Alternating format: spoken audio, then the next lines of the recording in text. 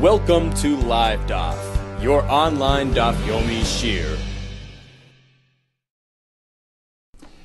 Shalom Aleichem, welcome back to today's Daf Yomi, which is Rosh HaShanna Chav Ches. We begin right at the bottom of Chav Zayin Amud Beis.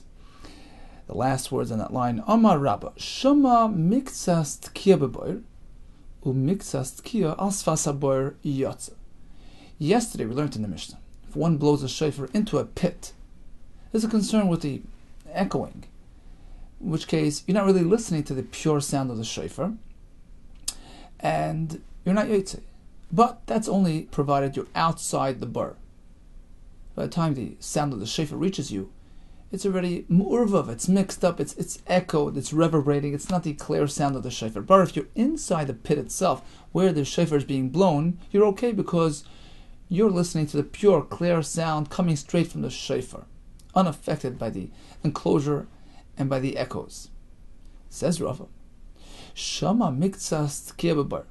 Rashi explains, at this point we figure we're speaking, there's a fellow standing outside the bar, al sfas bar, and he's listening in to the tkiya taking place inside the bar. His friend is inside blowing. He starts inside and then comes out to end his tkiya outside the bar. And this fellow standing on top of the bar outside is listening all along. Shama miktsas tkiya b'bar. Part of the tkiya, the first part he heard from inside the bar.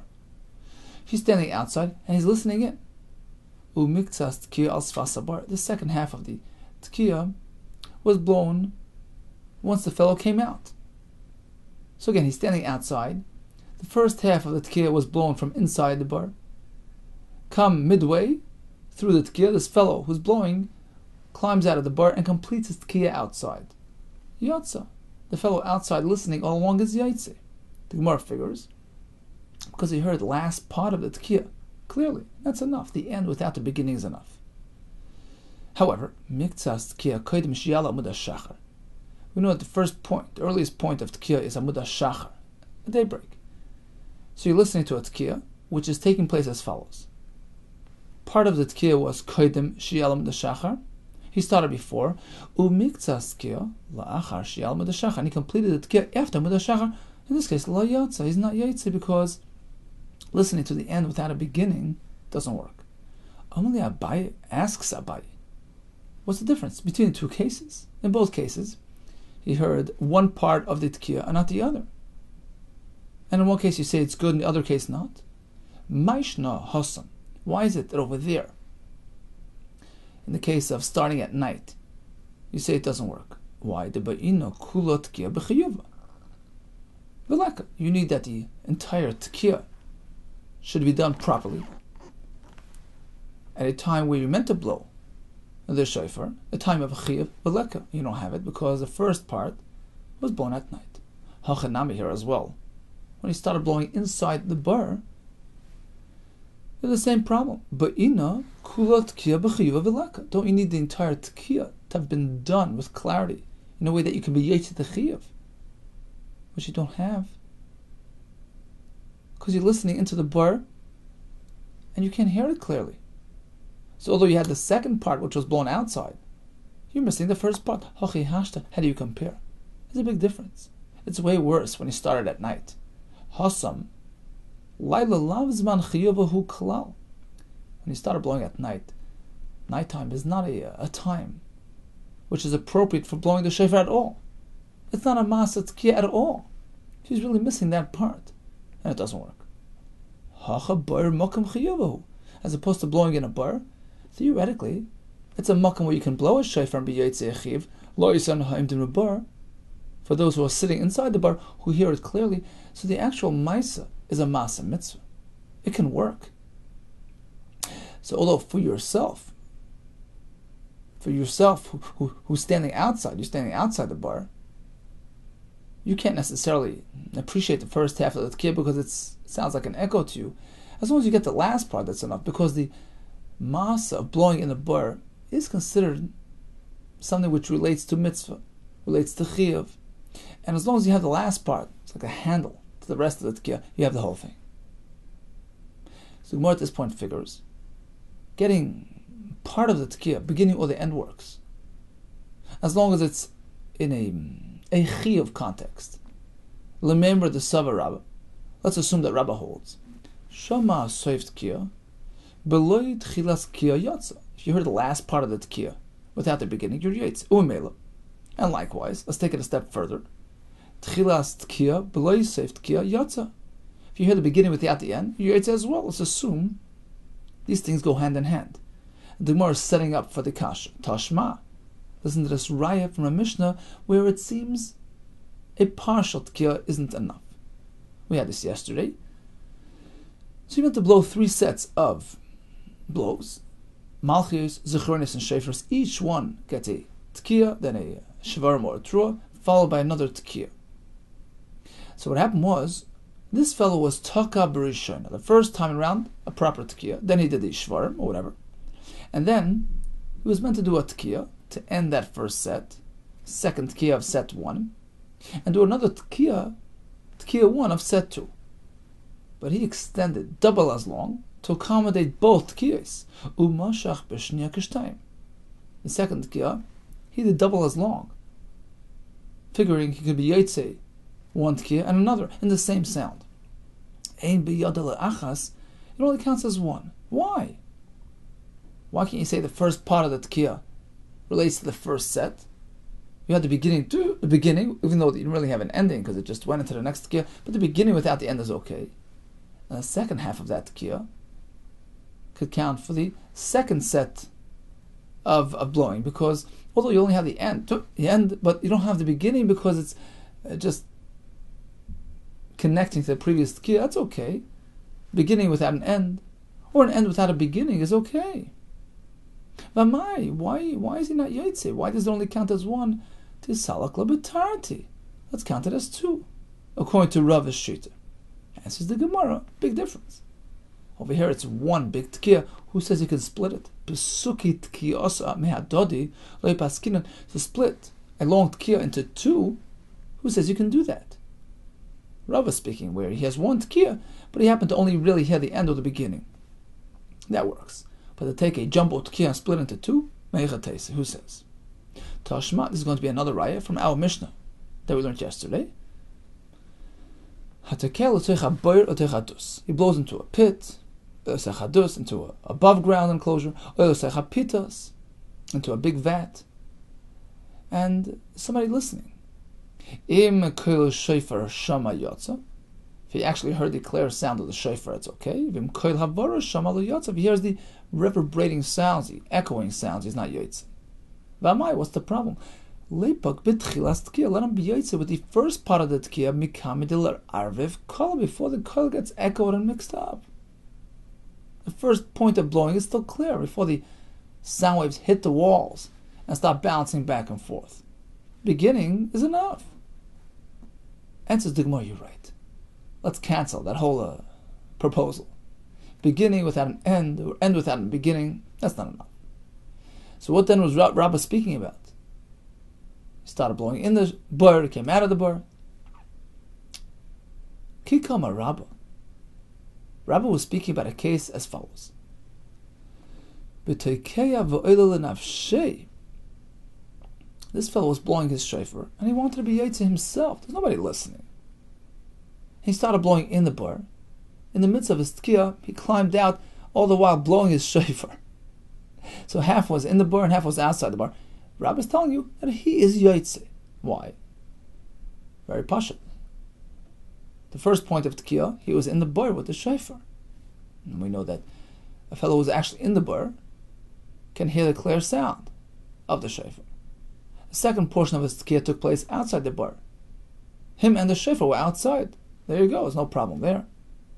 That's all Rabbi was speaking about.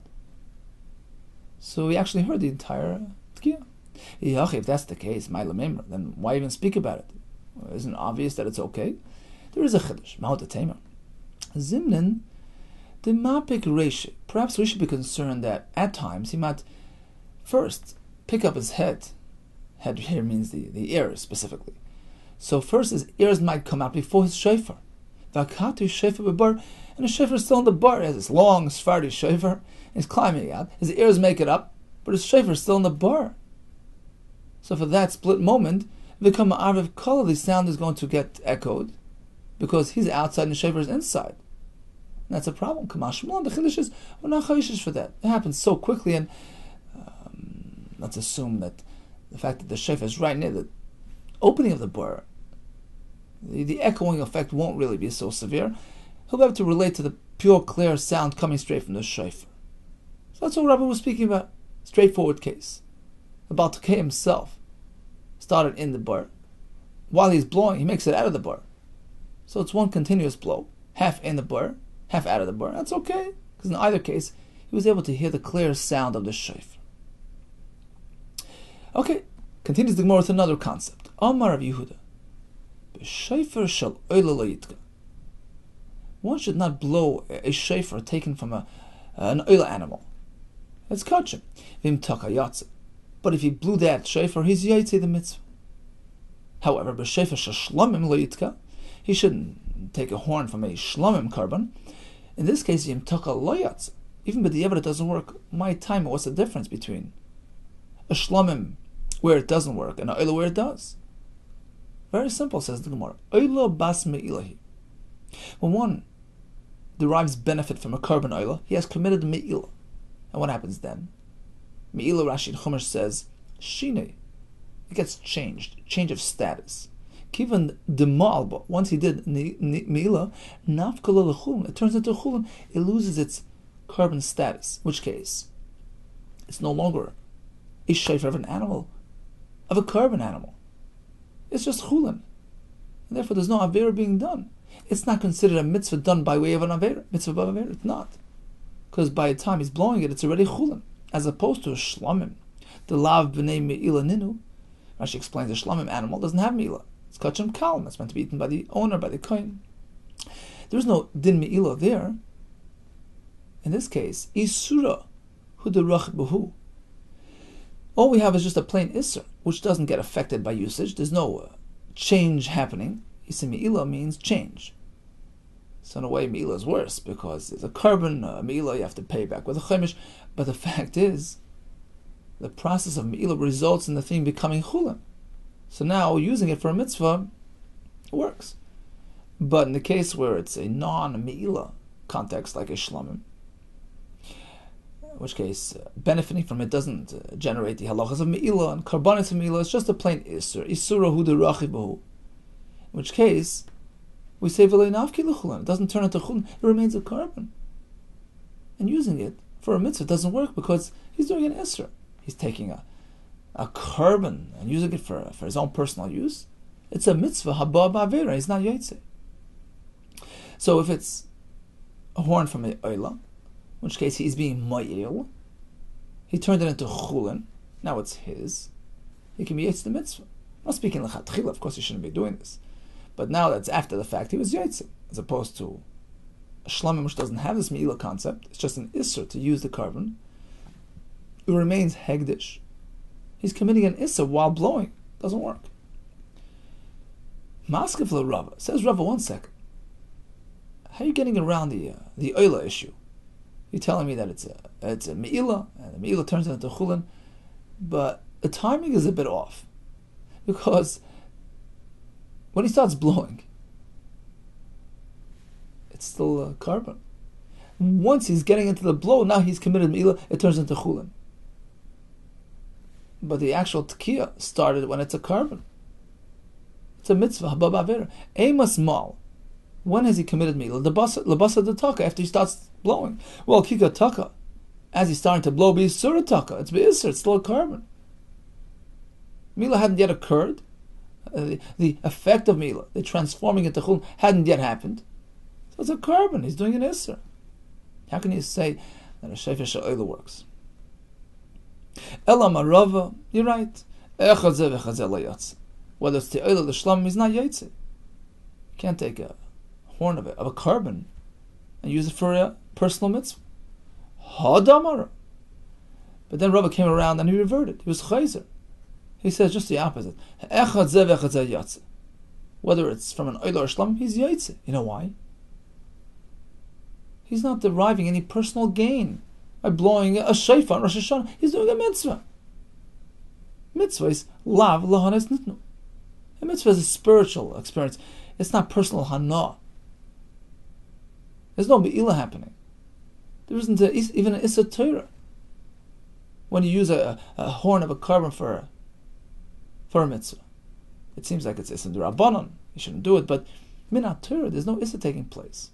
He's doing a mitzvah with it, and therefore Rava says it's not considered a mitzvah haba ba'aver and he's yaitze. So whether it's the oilo l'shlamim, he's yaitze. In the same vein, says Gemara, Amar Rabbi Yehuda, b'sheif shel avodah zara lo yitka. If there's a shofar belonging to avodah zara, don't use it. It's not appropriate. But v'im taka yatzav, used it, he's yaitze for the same reason. It's not considered personal hana.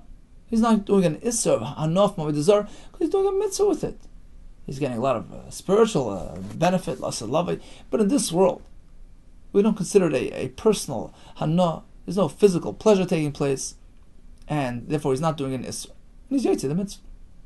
However, if it's a shofar coming from a city whose most of its inhabitants have worshipped avodah zara and it's going to be burnt, you can't use a shofar from that city. And even b'di evet vim taka lo yatsa. Why? My time dachas to say mechtas shuri. You see, we learned yesterday that a shofar needs to have a shir, a minimum of a tefach. Something which is in the iran dachas slated for destruction, no burning, no longer has a concept of shiur. There's no measure. There's no quantity. You see, think about it. What is quantity? The bigger it is, the more effective it is, the more suitable for that particular function it is. Right? If you have a large car, you can fit 10 people in.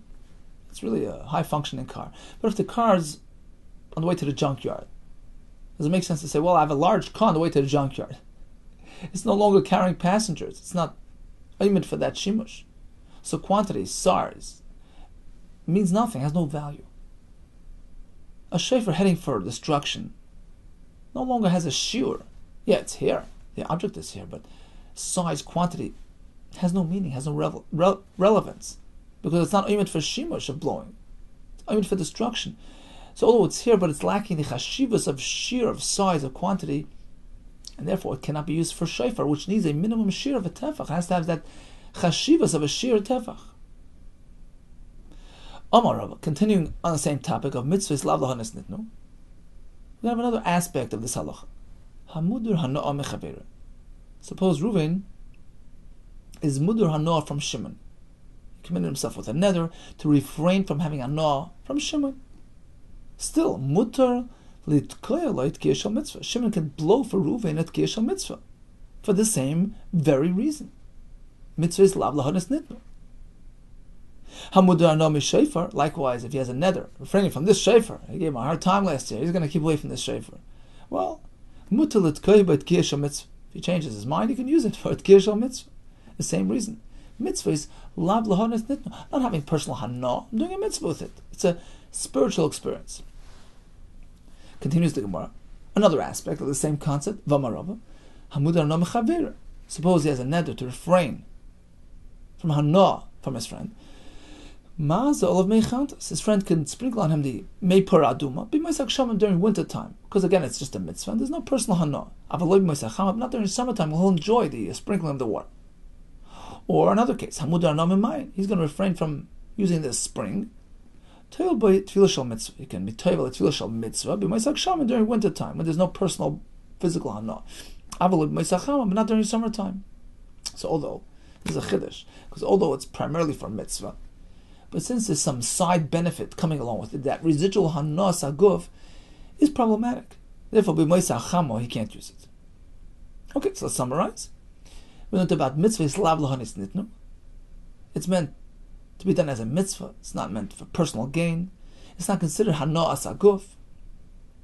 And therefore we learn that you can use a b'di'evet. If you use the shofar of a carbon, he's yoitze.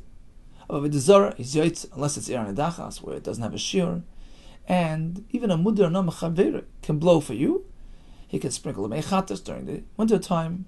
And you could use a mayan of nether hana during winter time as well for a tefillah shel mitzvah.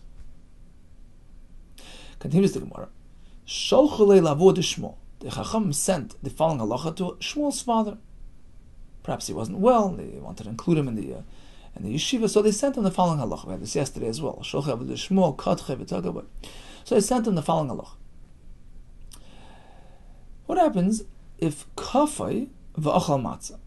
It's the first night of Pesach, and they forced him to eat matzah against his will. Is he yaitze? Yes, yotza. He's yaitze the mitzvah. Asks the Gemara, who forced who? Kaf ayman, who forced him to eat? Ilayim a kaf ishjed. Perhaps ishjed, an evil spirit, got a hold of him and totally took him over, dominated him, and forced him to eat this matzah. Does that work? If he's under the influence of a shade, he's not responsible for his actions. He can't be yaitze mitzvah. Tanya. Itim cholim. Suppose a person has his moods. At times he's healthy. Itim shoyt. At times he's mentally unstable. What's that halacha? When he's mentally stable, when he's healthy, we treat him like a healthy person. He's chayv in the mitzvahs, etc. When he's unstable, he's regarded like a shoyte. He's not yaitze any mitzvahs. Shoyte is part from mitzvahs. This fellow who was stricken by a shade can't be yaitze a mitzvah. We're speaking that Persian, the Goyim, grabbed him and forced him to eat the matzah.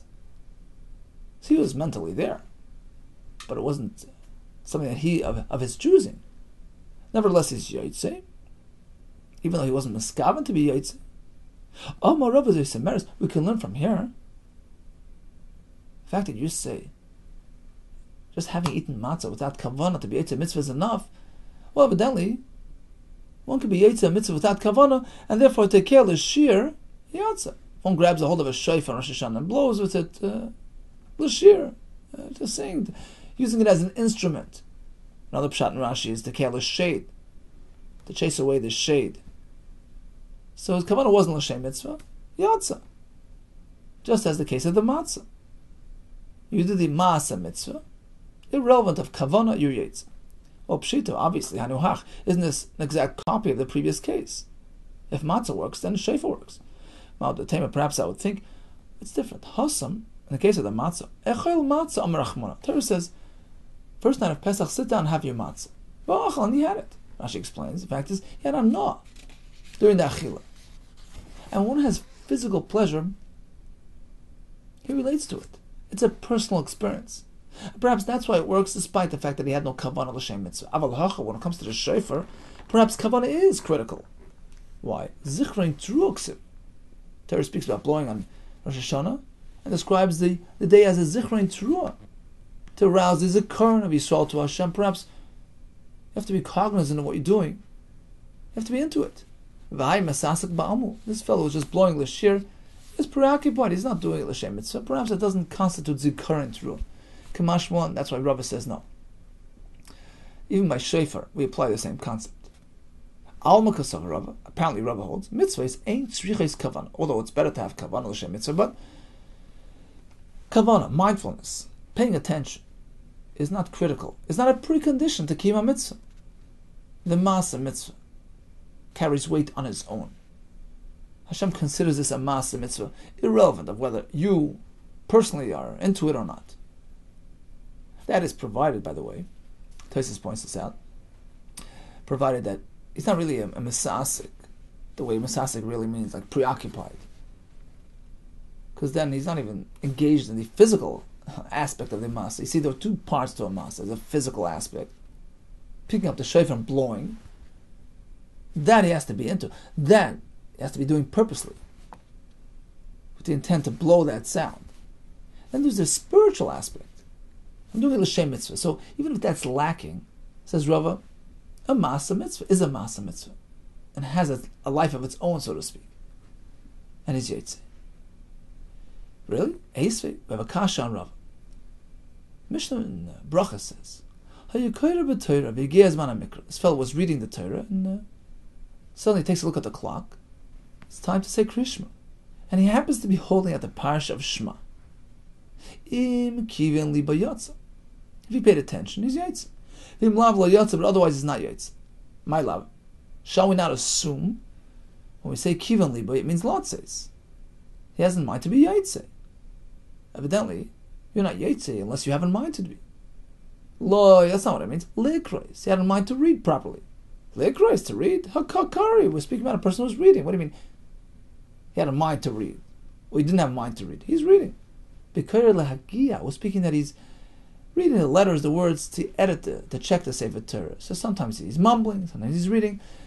He can only be Yaitse if he makes sure to read properly. Then he's Yaitse Shema. We're not speaking about kavana, intention, consciousness, awareness. We're speaking about practically. He has to make sure to read the words. Tashma. Let's bring another raya from our Mishnah, which says, so this fellow is walking by the shul on Rosh HaShanna. Or he lived near the shul. Suddenly he hears, woo, the kol shofar. It's on Purim, he happens to hear the Megillah. What's the halach? Im kivan li bayatza.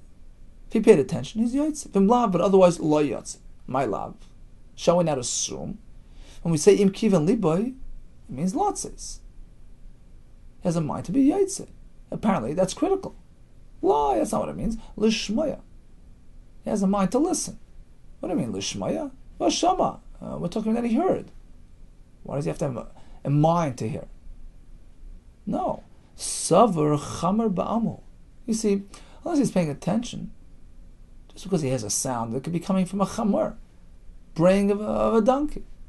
In which case, he's not involved in listening to a kol shofar at all. He's missing even the physical aspect of this masa. He's preoccupied listening to a donkey, for all he knows. In the case of the Megillah, Farshim say, he has to know that it's coming from an adult. Perhaps it's just a kid reading. So he has to be aware of what's happening in the physical realm. That's number one. That's the baseline. Of course, that's critical. Otherwise, he's not involved, he's not engaged at all in this masa. But once you have that, perhaps that's enough. Even in the absence of any spiritual kavanah l'shem mitzvah. Esvei, here comes another kasha on Rav. Brisa says, Niskav and Shameya v'le Niskav and Mashmiya. Suppose the one blowing the shofar had a mind, but the one listening did not have a mind. Or, Mashmiya v'le Niskav and Shameya. The one blowing had a mind, but not the one listening. Lo yotza. He hasn't fulfilled his mitzvah shofar. Achi Niskav and Shameya Mashmiya. Unless the one blowing and listening both had a mind. Let's stop and think. What's going on? You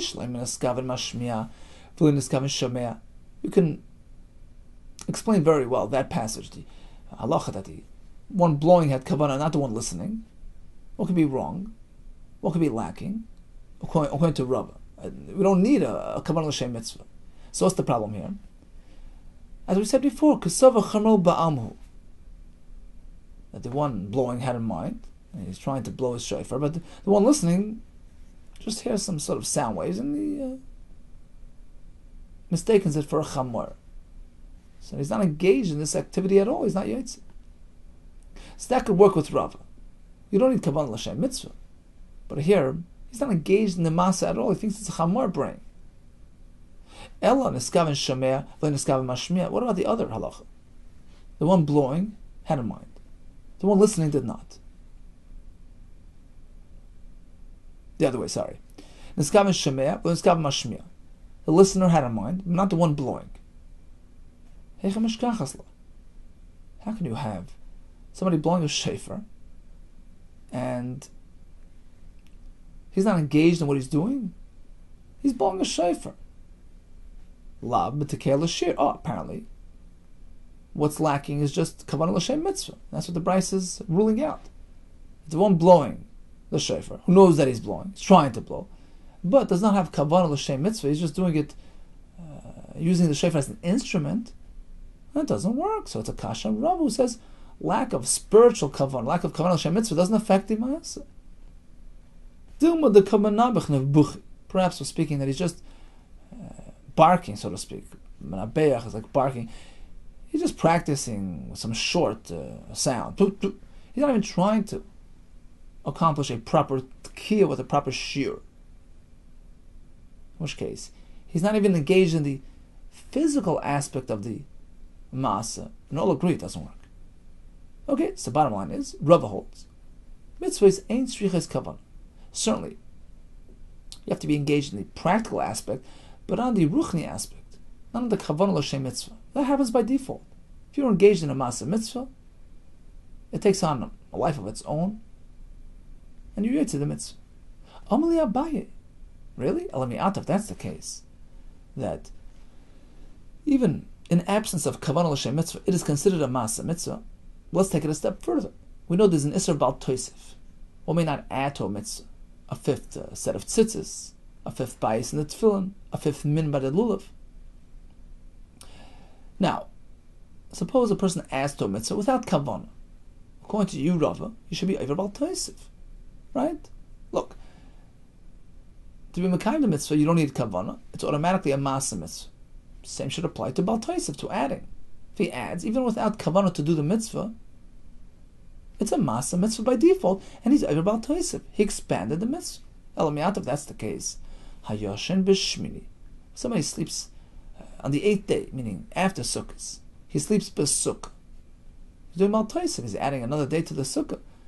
He should get malchus, and we know it's not so. In fact, in chutzlars, Umar says they sit in the sukkah, sleep in the sukkah on Shmini Atzeres, because it's a suffix. In any case, we know for a fact there's no malchus by sleeping in the sukkah the day after Sukkot.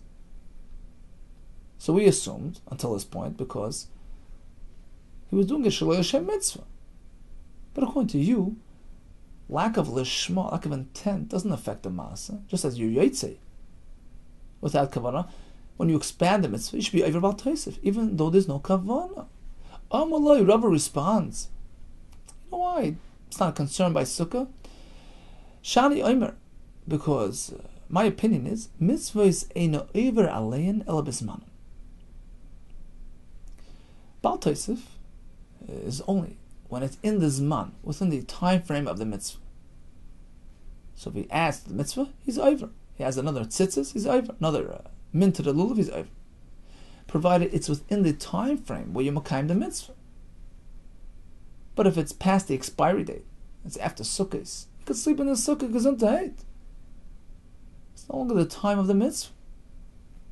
Masir Rav Shimon bar Abba. Says Rav Shimon bar Abba, I have a kash on you. You're telling me, once it's past the time of the mitzvah, there's no bal toisif? Listen to the brayso which says, Menai l'koyin she'oil l'duchen. How do we know that a koyin is on his way up to the stage, to the makom where he says, Birchas Kehanim? Shelo yoymar, he shouldn't think to himself, well, Hayil v'nasna li Torah reshus levarach es Yisrael, being that the Torah gave me the ability to bench Klal Yisrael with the 3 brachas, the 3 psukim of Birchas Kehanim. Oisiv bracha achas mishali. Let me add my own personal bracha. Kigoyin, for instance, Hashem Elokeinu v'seichem Yosef aleichem. You can't do that. Tamalayma lo yisei sifal adavar. It's bal toisif. You're not add to the mitzvah. That's the brayso. Let's think for a second. Well, in this case, given the barachli, once he completed the 3 psukim of Birchas Kehanim, avar le'zimri, time's up. V'ktoni de avar. The brayso tells us if he's going to add another bracha from 3 to 4, he's over bal toisif. Apparently, even after the Zman HaMitzvah, bal toisif can apply. Hachav Mayaskinan, you know what we're speaking about? The Loisiyim. He hadn't yet finished the 3 brachas. He's still in the midst of the Birchas Kehanim, still within the Zman Mitzvah, and that's why there's bal toisif. But Tanya, we learned in the Brayso, Siyim, he finished. It says they want to see him bracha achas. He finished one of the 3 brachas, but he's still in the midst of the process. He's not past his man. But Tanya, we learned in the Brayso, Siyim kol brachos. We're speaking that he finished all 3 brachas, and then he adds another bracha. He's able bal toisif. What do you mean? Shlei bezmanim. Shani Hacha says the more here it's different. It's still considered within the Zman. You know why? Let's say another tzibur comes his way. He walks into shul later and he sees another tzibur davening. He can decide to get up there and do another Birchas Kehanim. If that's the case, Kulei Yoima Zimnehu. So technically, potentially, the entire day is considered Zman Birchas Kehanim. Although he doesn't have to do the bracha again, but he can if he chooses to. So when it comes to Birchas Kehanim, the entire day is considered Zman a mitzvah. Therefore, should he add another bracha any time, even after he's finished the 3 brachas, he has another one, it's still considered within the Zman mitzvah and he gets bal toisif, as opposed to Yoshin, B'sukkah, B'shmini, it's past the Zman mitzvah. Umanot Temra. No, how do we know that this concept is true? This theoretical, potential Zman Mitzvah is considered Zman Mitzvah. Let's not listen to this mission. Hanetanim matana achas. So he has dam of a korban, for instance, a korban b'chor, which needs to be applied one time on the mizbeach. Shenes arvu b'netanim matana achas, which got mixed in with other dam of the same type of korban, which needs one matana. So we have dam b'chor mixed in with more dam b'chor. Very pashut, easy solution. He knows no matana achas, so just apply it once in the mizbeach. Matan dan. Dalid, matan dalid. He has dam of a shlomim, which needs to be placed 4 times on the mizbeach. Got mixed in with another dam shlomim, which needs to be applied 4 times on the mizbeach. Simple solution. You know, matan dalid. Take the entire mixture and apply it 4 times. Now comes trouble. Matan dalid, matan achas. He has dam of a shlomim, which needs 4 matanis. Gets mixed in with dam of a bechor, which needs 1 matana. What do you do now? Do you do 4 to accommodate the shlomim, or only 1 to accommodate the bechor? Machlokes. Rabbi Lezer Omer, Yenosnu matan dalet. Apply it 4 times on the mizbeach to accommodate the shlomim within this mixture. Rabbi Shua Omer, no. Yenosnu matan achas. Only do 1 matan. What's the machlokes? Amalei Rabbi Lezer. So he turns to Rabbi Shua. How can you say 1 time is enough? How are you over about tigra? He's reducing, he's deducting from the mitzvah. The shlomim needs 4 times. How could you suffice with once? Amalei Rabbi Shua. Rabbi Shua responds to him, well, according to you as well, there's a problem. How are you over about taisif? If he does 4 matanes, he has added to the bechor. Amalei Rabbi Lezer. Lo never about taisif el kshu ba'atzmi. The concept about taisif is only when it's standing alone. He's deliberately adding to a mitzvah. He's adding another min to the lulav. In this case, it's a mixture. As the Rosh HaShanna explained, he's just trying to accommodate all the possibilities, cover all the bases. He's not trying to add to the mitzvah. There's no bataisif here. Amalei Rabbi Shua. Okay, according to me as well. Never about tigra el kshu ba'atzma. A tigra only applies when it's standing alone. You deduct, you reduce, you chop away in the mitzvah. But in this case, that's not the case. There's a mixture. There's this dam that needs 4, this dam needs 1. So there's no about tigra if he only does once. And look, if he could do it, get away with once, why be matriach? Why burn him to do more? That's one set of arguments. Furthermore, says the Gemara, even without the above svaras, we have another set of arguments. Amar B'Yeshua, Shaloi Nosata. So he has a mixture. Dam shlomim, which needs 4, dam bechor, which needs 1. And it remains passive. It goes down just to 1. Avata batigra. Suppose you're right, there's batigra here. But at least he's not doing something wrong. You haven't done something. You haven't actively transgressed.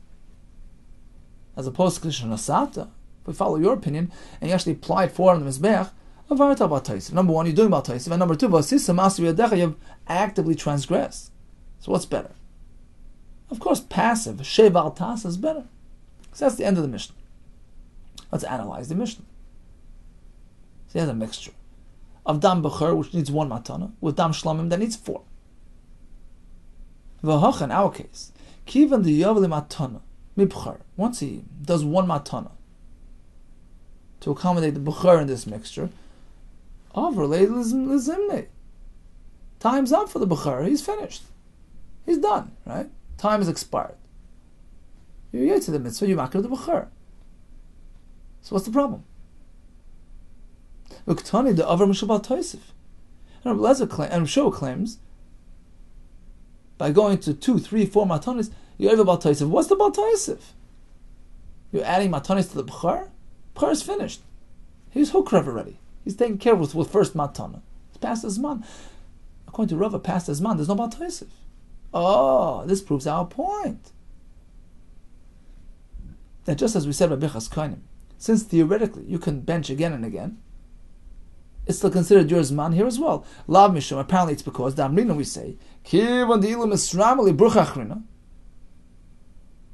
since if another Bechor comes his way in the Mikdash, Hadar Mazeminei, he's going to do another hazah. I mean, he's going to be makriv it properly, right? The kohen and the mikdash takes care of all the karbanos that come his way that day.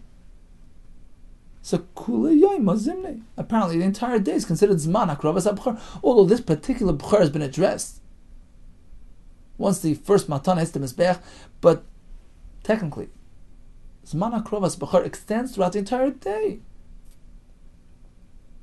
and therefore, adding more matanis for this dam bchar is considered Bal Tosef. It's not considered over zmanim. Look, as the Sfasamis explains, there's another point. Let's say he wouldn't have been makriv the bchar in the morning. This one, he could have done it in the afternoon. So really, even this particular bchar could have been done later. He relates to the rest of the day as well. It's considered zmanai, as opposed to sukkah. You don't sleep yesterday on sukkah. It's too late. You can't sleep today instead. So shmini is certainly la'achaz zmani. Of course, there's no Bal Tosef. So that's right, our concept. Again, let's just go back a second. Rabbi says, mitzvah is ain't tzrichas kavanah. Question was, well, if kavanah is not a prerequisite for kiyum mitzvah, then it shouldn't be a precondition for Bal Tosef either. So sleeping in the sukkah on the 8th day is Bal Tosef. Answers Rabbi, no. Shaloi bizmana, there's no Bal Tosef. We had a kasha. So why if the kohen adds to his bracha, there's Bal Tosef? The answer is, it's still the zman, because he can keep on benching cholesterol throughout the day. And the raya was from here.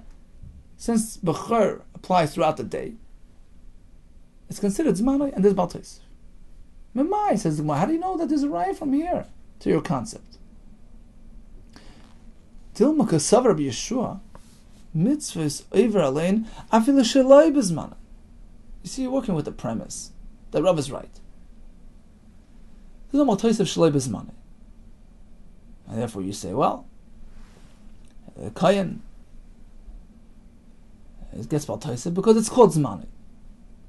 The dam b'chor that gets extra matanis, Bal Tosef because it's zmanai. So you're being a right from Bishua, who says it's Bal Tosef by dam b'chor, to your concept that apparently zman nakrovas b'chor extends throughout the entire day. How do you know that's correct? Maybe Bishua disagrees with Rava. He holds. Guess what? This Bal Tosef even shaloi b'zmanai. Plain and simple. He negates the entire premise of Rava, which is the starting point of this whole discussion. Again, shloi b'zmanai, there's no Bal Tosef. That's Rava's shita. So why, if a kohen adds a bracha, is Bal Tosef? Because it's called zmanai. Because it can bench the entire day. Why, if he adds matana to the b'chor, is it Bal Tosef? Because it's called zmanai. Who says? Maybe the reason why it's Bal Tosef by the b'chor, the reason why Rabbi Shua considers Bal Tosef, because he disagrees with the whole concept of Rava. He holds that you can be over Bal Tosef even shloi b'zmanai. So perhaps this whole svara is not right. The fact that you could bring it later makes it zmani. No, it's shloi b'zmani. And Rabbi Shua indeed holds this Bal Tosef even shloi b'zmani. Memai dilma kasav Rabbi Shua mitzvahs over alein afil shloi b'zmanon. So what's your right from Rabbi Shua? That the zman continues throughout the day. The zman does not continue. This Bal Tosef even after the time, even after expiry date. Says the Gemara, you know what my raya was? Anan hachi kamrinan. We brought a raya as follows. You see, let's backtrack. Rabbi says, mitzvahs ain't tzrichas kavan. You can be yaitzer without kavan. Asks Abaye, so why doesn't he get malchus for using the sukkah after sukkahs? Answers Rabbi, it's after expiry date. On that, Rav Shaman bar Abba had a kasha from Birchos Kohen. Why does the Brisa say this is Bal Tosef? It's past the Zman. Now, why did Rav Shaman bar Abba choose to ask a kasha from that halacha, the Brisa of Birchos Kohen? He could have asked a better kasha from the Mishnah of the Dam, where Rabbi Shua clearly says this is Bal Tosef, even after the b'chor has been accounted for and accommodated. Once you've done that first matana, b'chor is taken care of, and still when you add more, there's Bal Tosef. Shaloi b'zmanai, there's Bal Tosef. He could have asked the kasha directly from that Mishnah. Why did he choose to ignore the Mishnah? Our raya is coming from the following calculation. Rav Shaman bar Abba my timer shavik masis. Why did he abandon the Mishnah of the b'chor? And chose to ask the kasha from the Brisa of Birchos Kohen, that we see that Bal Tosef even applies shaloi b'zmanai. Why didn't he ask straight from a Mishnah, which is more reliable and authoritative? Oh, you know why? Apparently, even he agreed that you can't ask from the Mishnah on Rav. We must listen my time alay moisiv. Why didn't he ask from the Mishnah? Again, what do we see in that Mishnah? Adding matanis on the Mizbeach is called batoisif, despite the fact that the b'chor has been accounted for once that first matana was given. It's already shlei b'zmanai. So why is the batoisif? Why couldn't they ask from there? My time alay moisiv. The answer is, it's still considered the zman. Since another b'chor would come his way throughout the rest of the day, would have to take care of it and do the hazois, meaning apply the dam. Apparently, kule yoyma zimnehu. The zman akrobas b'chor extends throughout the entire day, and it's called zmanai. It's not called shalei b'zmanai. Therefore, he couldn't bring a raya. He couldn't ask a kasha from that Mishnah. How could it be baltoisa shalei b'zmanai? Guess what? It's not shalei b'zmanai. So even if Shamar Abba knew that, how do we know he knew that? The fact is, he didn't ask from that Mishnah because he understood there's no kasha. It's manai. Well, if that's the case, then why is he asking for Birchas Kohanim? The same answer could be given to Birchas Kohanim. Bryce and Nami, the Bryce of Birchas Kohanim also. There as well, you could answer the same thing. Sure, there's Bal Tosef when you add to the bracha. It's called Zmanai. The entire day is Man Birchas Kohanim. Kivan di Misrabi Tzibur Achrina. Suppose he meets another tzibur that needs brachas kohanim, hodim avarach, he can go ahead and do brachas kohanim. If so, kulay yayma zimnu, we consider the entire day as man brachas kohanim. So bottom line is, why was Rav Shlomo bar Abba considering that a kash on Rav?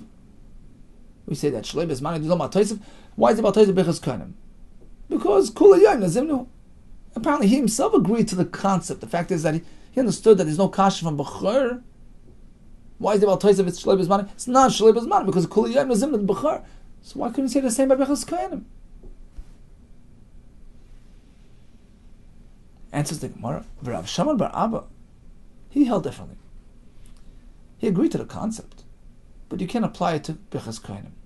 Hasam le Sagid Le'yov. In the case of B'char, he can't go without applying the dam to the Mizbech. If another B'char comes his way throughout the day, he's a Kohen. He has to take care of Karbanis. His mana b'chor extends throughout the day, right? And therefore, this is Baal Tosef, I understand. But by Bichas Kohanim, can't compare. Hach over here, by Bichas Kohanim, Iboy mevarach. If he chooses to, he'll give another bracha to the next tzibur. Iboy, if he chooses not to, loy mevarach. He won't do it. Tosef says right from here that although generally there's an obligation on a Kohen to do Bichas Kohanim, he's over an assay of an emor lahem. But if you already did duchen once today, he doesn't have to do it again. He can choose to do it, he can choose not to. Therefore, says Rav Shammai bar Abba, I can't consider the Zman of Birchas Kohanim throughout the entire day. It doesn't extend to the rest of the day. There's no chiyuv for the rest of the day. As opposed to a Kohen, who has a chiyuv to be makiv karbonis. Oh, so having said that, the kasha from Birchas Kohanim is a valid kasha on Rava. If he already did his Birchas Kohanim for the day, time's up, why is it Baal Tosef? According to Rava, who says there's no Baal Tosef shloi b'zmanai, like by the Sukkah. Apparently, the Gemara itself held differently. That even with Birchas Kohanim, since he has the option of doing bracha again and again, kuli yom zimnei, and therefore Baal Tosef applies. So in summation, according to this mahalach in the Gemara, mitzvah is ein tzrichas kavanah. So intent for mitzvah fulfillment is not mi'akiv, and likewise, even adding to a mitzvah without kavanah brings about Baal Tosef, but provided that it's bizmana mitzvah. After bizmana mitzvah, there's no Baal Tosef. Here comes another mahalach. Rav Amar, some say perhaps it's before it was Rabbi, here it was Rava. Some say Rav himself had another terrorist tabayis kasha, which will result in another shita, another approach to the sugya of Baal Tosef.